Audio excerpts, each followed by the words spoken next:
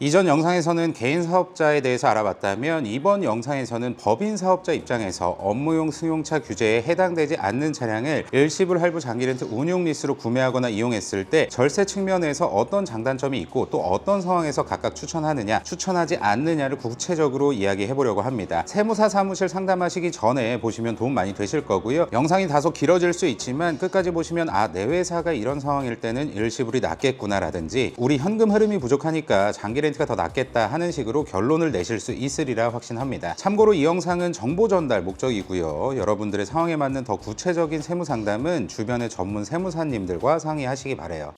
그럼 지금부터 천천히 하나씩 살펴보겠습니다. 예시 차량은 옵션을 포함해서 5,229만원짜리 카니발 9인승 하이브리드 모델로 하겠습니다. 일시불은 우선 9인승이니까 차량 가격에서 부가세는 제외할게요. 그럼 차량가액은 4,753만 6,364원이 되고요. 일시불, 취등록세 및 공채를 더해서 취득 원가를 5,092만 604원으로 하고 연간 유지비는 부가세를 제외하고 500만원으로 잡을게요. 할부는 부가세를 포함한 차량 가격 5,229만원이 할부로 들어가고 세금 계산서도 부가세 포함으로 발행되는데 이때 부가세 100% 공제 및 환급이 들어가요. 결국 일시불과 동일한 차량 가격이 되는 거죠. 선납금 10%, 60개월 이율 4.4%, 원금 균등 분할 상환, 연간 유지비 500만 원으로 볼 거고요. 장기 렌트는 부가세 포함 차량 가격 5,229만 원에 선납금 10%, 계약 기간 60개월, 월 납입금 65만 원, 연간 유지비는 500만 원, 운용 리스는 부가세를 포함하지 않는 4,753만 6,364원에 선납금 10%, 계약 기간 60개월, 월 납입금 58만 원, 연간 유지비 500만 원을 기준으로 모든 결과를 계산했습니다. 자, 우선 법인세율을 살펴볼 텐데요. 지방세를 제외하고 2억 원 이하는 9%, 2억 원 초과해서 200억 이하는 19%, 200억 원 초과해서 3천억 원 이하는 21%, 3천억 원 초과는 24% 세율입니다. 여기에 지방세까지 더하면 2억 원 이하는 9.9%, 2억 원 초과해서 200억 원 이하는 20.9%, 200억 원 초과해서 3천억 이하는 23.1%,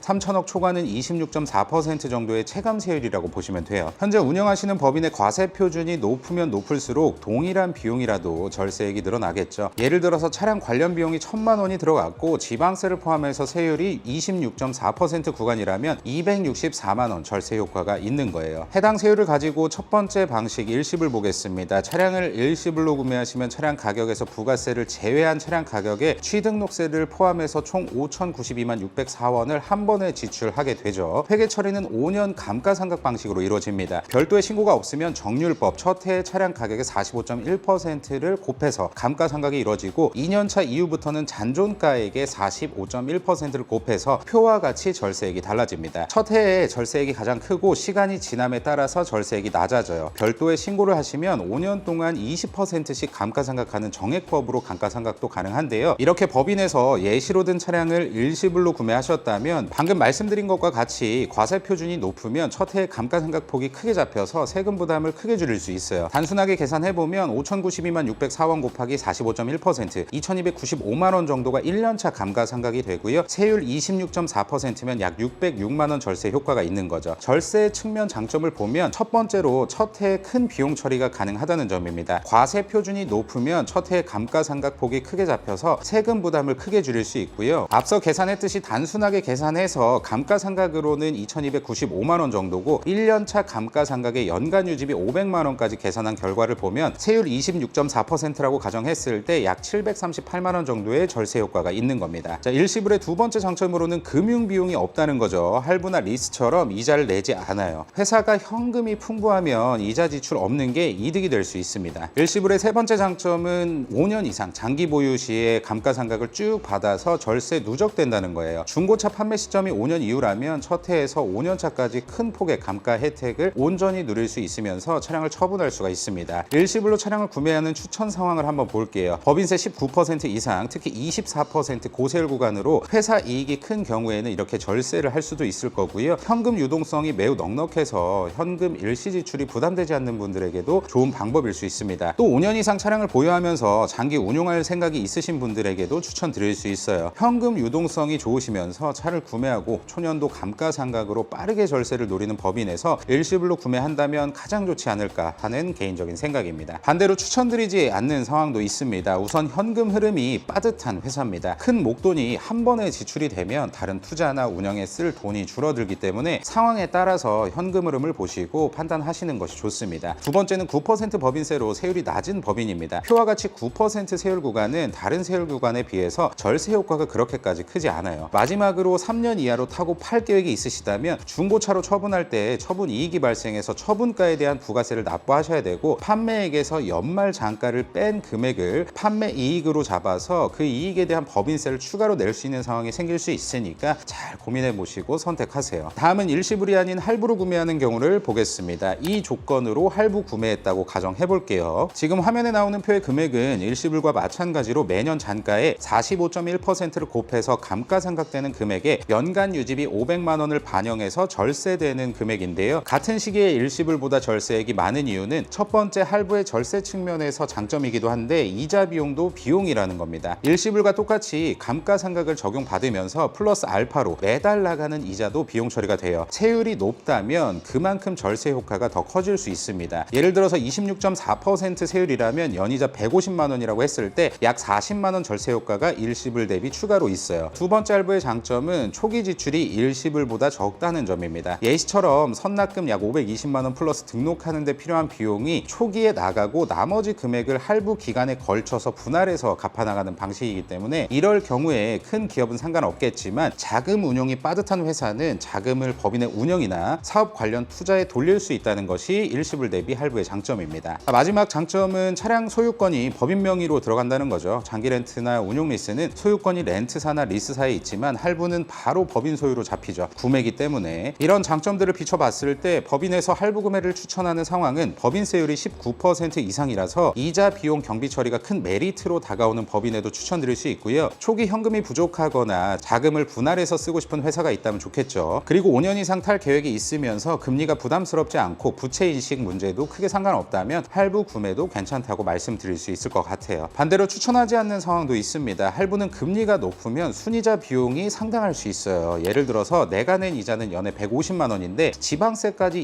20.9% 세율이었다고 가정하면 이자에 대한 절세액은 약 31만 3,500원이 됩니다. 그럼 나머지 118만 6,500원 순 지출이 되는 거예요. 이런 이자의 순 지출은 따져보시고 할부를 진행하시는 게 좋습니다. 그리고 할부도 3년 36개월 타고 처분하면 일시불과 같이 처분액에 대한 부가세를 납부해야 되고요. 남은 감가상각 비용 대비 처분 이익에 대해서 세금이 추가로 나옵니다. 일시불과 다르게 남은 대출도 다 상환을 해야겠죠. 마지막으로는 부채 비율 민감한 회사입니다. 할부금은 재무제표상 부채로 잡히기 때문에 부채 비율에 민감한 법인이라면 피하시는 게 좋다고 생각해요. 이외에도 다양한 상황이 있겠지만 여기까지 하고 다음 장기 렌트 보도록 하겠습니다. 이 조건으로 장기 렌트를 진행하고 연간 유지비 부가세 별도로 500만 원으로 봤을 때 매년 절세되는 금액은 화면에 나오는 금액인데 일시불 할부와 다르게 매년 금액이 똑같죠. 운용 리스에서도 말씀드리겠지만 일시불 할부는 감가상각으로 비용 처리하고 장기 렌트를 하면 월 렌트료를 모두 비용으로 인정합니다. 예를 든 매월 렌트료가 65만 원이었으니까 1년이면 780만 원이죠. 여기에 부가세 70만 9,091원을 제외한 709만 909원이 비용 처리되는 거고요. 청구되는 월 렌트료에 부가세가 포함되어 있지만 환급돼요. 때문에 전자세금 계산서가 발급되는 것이 특징입니다. 장기 렌트의 장점은 첫 번째 관리 편입니다. 자동차 관련된 자동차세나 보험 취득세 등은 렌트사가 처리를 해요. 장기 렌트를 이용하는 이용자는 오로지 월 렌트료만 내면 끝입니다. 두 번째 장점은 아까 말씀드렸듯이 부가세 공제가 된다는 건데요. 선납금을 내는 조건으로 60개월 계약하셨을 때 선납금이 60개월로 나눠져서 월마다 공제, 월 렌탈료에 붙어있는 부가세도 공제 가능하다는 점 잊지 마시고요. 자, 세 번째, 이거 개인에게도 굉장히 큰 건데 법인에서도 부채로 잡히지 않을 수 있습니다. 일반 기업 회계 기준 시에 부채에 해당하지 않고요. 무보증 상품도 있어서 초기 현금 부담을 낮출 수도 있어요. 이런 장점들을 종합해 봤을 때 법인에서 장기 렌트를 추천하는 상황은 우선 차량의 편의성 극대화를 원하고 직원들 여럿이 돌아가며 차를 쓰는 회사에서는 필수입니다. 사고나 보험 할증의 부담을 전혀 가지지 않을 수 있고 수리하면서 들어가는 금액도 사고에 따라 다르겠지만 보다 저렴하다고 생각합니다. 또 3에서 4년 후에 차량을 바꿀 가능성이 커서 반납이나 교체 편의가 필요하신 상황에서는 장기 렌트만한 게 없습니다. 특히나 국산차는 차량 계약 기간 1년 정도 남았을 때 조기 반납하는 상황에서는 위약금이 엄청 크게 발생하지 않아서 이런 법인에서는 장기 렌트로 이용하시는 것도 방법이고요. 세 번째는 법인의 부채 비율을 늘리고 싶지 않고 번호판, 렌트카 이슈가 크게 부담되지 않는 경우에는 장기 렌트도 좋은 선택지 중에 하나라고 생각하고요. 결국 세율이 19% 전후라도 유지 관리 편의성, 자금의 유연성 때문에 선호하시는 분들이 굉장히 많아서 계속해서 장기 렌트 비율이 올라가는 것 같아요. 반면에 이런 법인에는 장기 렌트를 추천하기 힘들어요. 일시불 할부 비교해서 절세액이 비교적 적죠. 차량 잔가의 45.1%를 곱해서 감가상각을 하는 게 아니라 연 렌트료를 전액 비용으로 인정하는 방식이라서 그런 건데요. 법인에서 자동차로 인해서 1년에서 2년 바짝 비용 처리를 해야 하는 게 가장 큰 중점이라면 일시불이나 할부를 선택하시는 게 좋고요. 두 번째로 요즘 이런 거는 되게 많이 사라졌는데 회사 이미지 신경 쓰는 법인이라면 추천 절대 못 드립니다. 그리고 장기 렌트도 중도 해지하면 위약금이 발생하죠. 차를 계약 기간 동안 유지하지 못할 상황이라면 다른 방법을 찾아보시는 것도 좋다고 생각합니다. 마지막으로 차량을 이용하는 운용 리스입니다. 화면에 표를 보면 장기 렌트와 약간의 차이가 있는데요. 장기 렌트는 과세라 예시에 월 렌트료에 부가세가 포함되어 있고 세금 계산서를 받을 때 부가세를 전액 공제한 뒤에 월 공급가만 비용으로 잡았고요. 운용 리스는 면세라 월 58만 원, 제가 예로 든 월 리스료가 전부가 비용입니다. 선납금도 10%로 잡았을 때 장기 렌트가 529만 원으로 리스 475만 원 대비 크기 때문에 비용이 차이 날 수밖에 없어요. 세금상 차이가 아니라 연간 비용 구조의 차이 때문에 이렇게 된 거고요. 만약에 제가 운용 리스 월 납입금을 60만 원으로 임의로 올리면 리스가 절세 금액이 장기 렌트보다 더 올라갈 수도 있습니다. 자, 먼저 운용 리스를 추천하는 상황에 대해서 말씀드릴게요. 운용 리스는 일반 번호판을 쓴다는 점이 가장 큰 장점이고요. 차량 외관상 렌트카 티가 나지 않기 때문에 렌트카 번호판은 싫다 하시는 분들께 좋습니다. 또 리스 기간 동안 차 소유권은 리스사에 있어서 잔존가치 리스크를 덜 수 있어요. 계약 만료 시점엔 인수 혹은 반납을 고를 수 있다는 것도 무척 유연합니다. 반대로 추천하지 않는 상황도 분명히 존재합니다. 먼저 자동차 보험 문제예요. 운용 리스는 대부분 이용자가 직접 보험을 들어야 돼서 사고 발생 시에 보험료가 개인 혹은 회사 명의로 오르게 됩니다. 이건 장기 렌트와 다르게 렌트사 명의의 보험이 아니기 때문에 사고 위험이 높은 회사라면 부담이 커질 수 있어요. 그리고 자동차세는 과세되는 달 다음 달에 월 리스료에 합산돼서 청구가 되는데 예상외로 목돈이 나가는 느낌이라서 번거롭다고 느끼는 분들도 계십니다. 장기 렌트 대비해서 무보증 옵션이 적은 편이라서 초기에 보증금 없이 혹은 선납금 없이 시작하기 어려운 것도 단점이에요. 정리하자면 일반 번호판을 유지하면서 중고차 가치 부담을 덜고 싶다면 운용 리스가 좋습니다. 반면에 사고 위험 때문에 보험료가 신경 쓰이고 자동차세 분납하는 구조가 번거롭고 무보증 상품을 원한다면 다른 방식을 검토하는 게 낫습니다. 결국 회사 상황과 차량 운행 목적에 따라 운용 리스를 선택하실지 다른 방법을 쓸지 판단하시면 돼요.